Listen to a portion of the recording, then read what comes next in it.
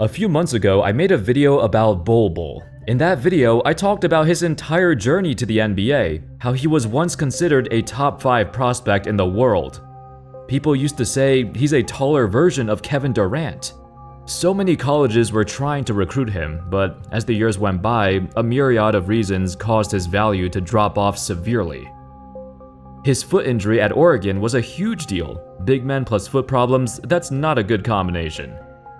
Plus, with his lanky frame and being unsure of what position he'd play, and his perceived lack of motivation, those were major red flags that caused him to drop like 40 spots in the draft, all the way to the middle of the second round.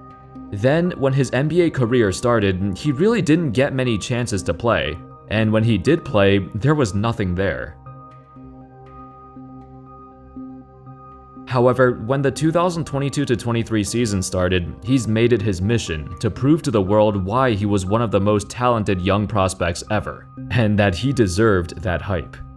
How's it going, folks? My name's Andy, and today let's talk about how Bol Bol turned his career around.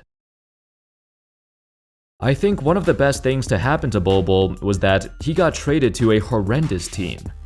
It sounds weird to say it like this, but because the Orlando Magic are so bad and they've been tanking for the past few years, and they've had so many young players who just completely failed, it was the perfect opportunity for Bol Bol.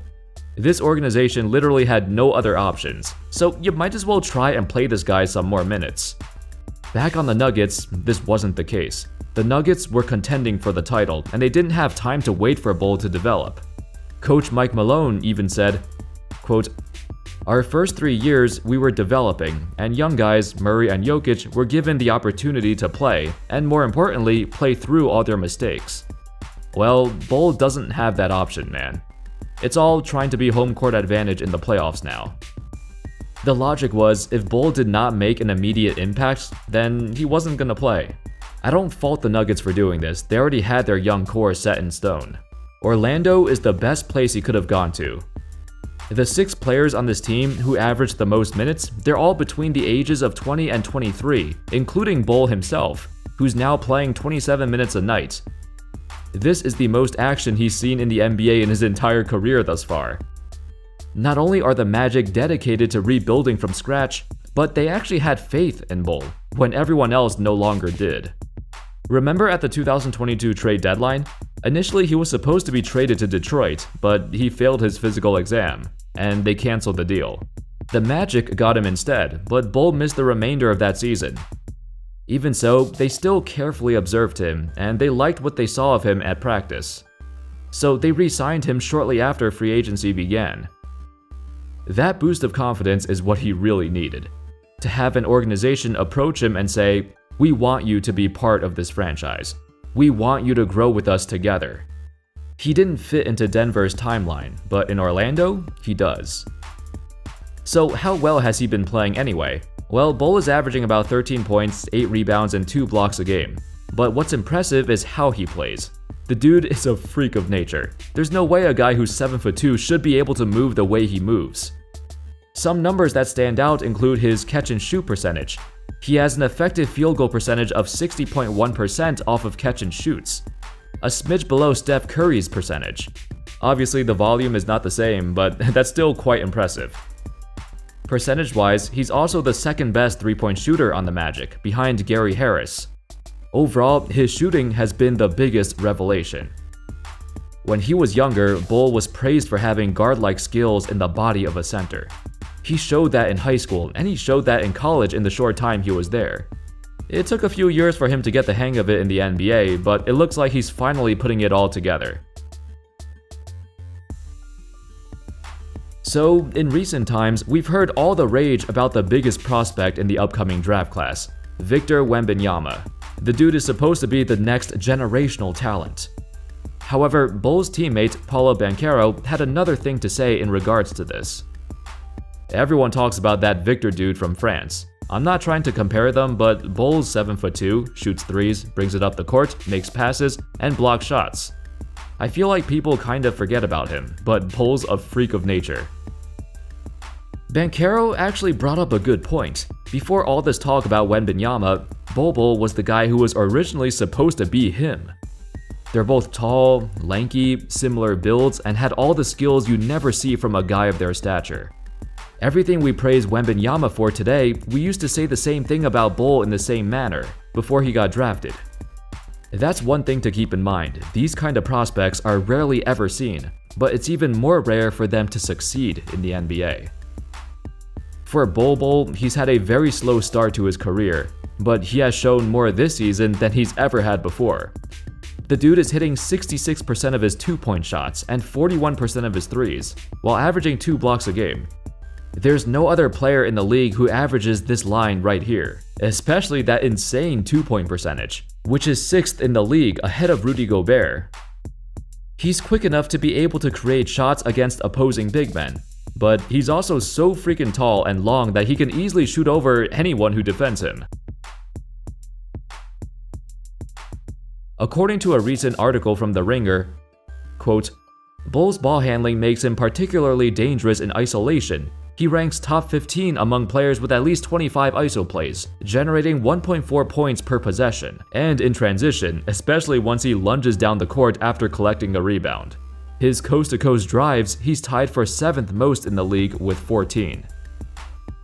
He's doing some ridiculous stuff out there. Step-back jumpers looking like Durant.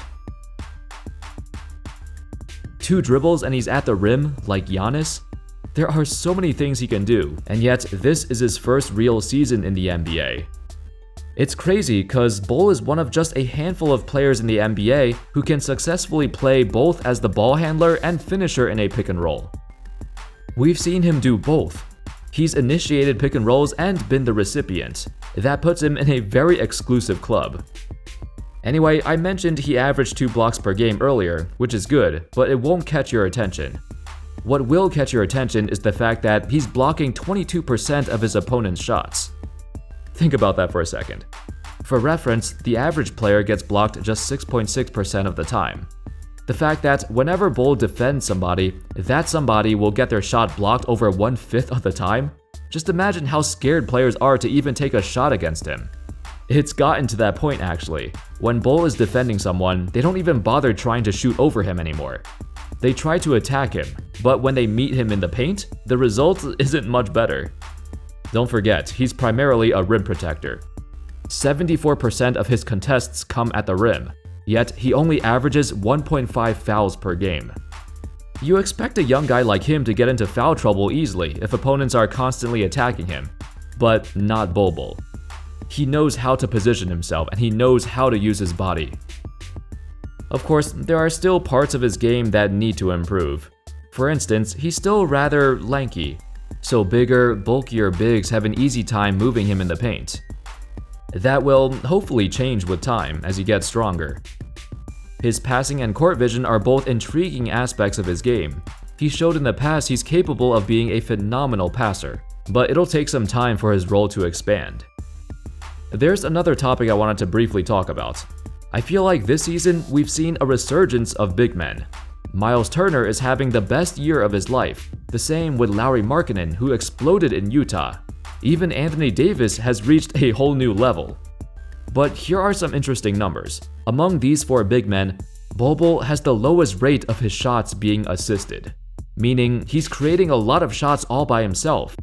This is a meaningful metric because we can kinda project how his playstyle will progress in the future.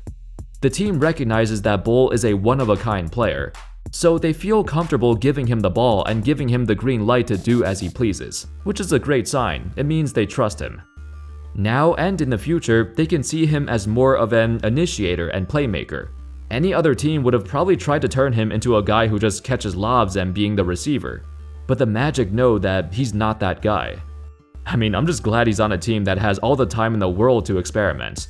Perhaps he needs even more touches. I talked about this earlier, the Magic are horrible, but it's the perfect situation for Bol Bol. All the Wembanyama hype has been crazy, but if you want to imagine what he looks like in the NBA right now, Bol Bol is the precursor to him. The sky is the limit, and it's scary to see what this guy could become. Anyway, that's all folks. I was certainly wrong about Bol Bol a few months ago when I made that video. It looks like he's found a new home and he's thriving. Let me know in the comments your thoughts on his improved play. Where do you see his career going from here? Do you see him making an all-star team in the next year or so? Thank you all so much for watching. I hope y'all enjoyed the video, and of course, as always, I'll see you next time. Peace.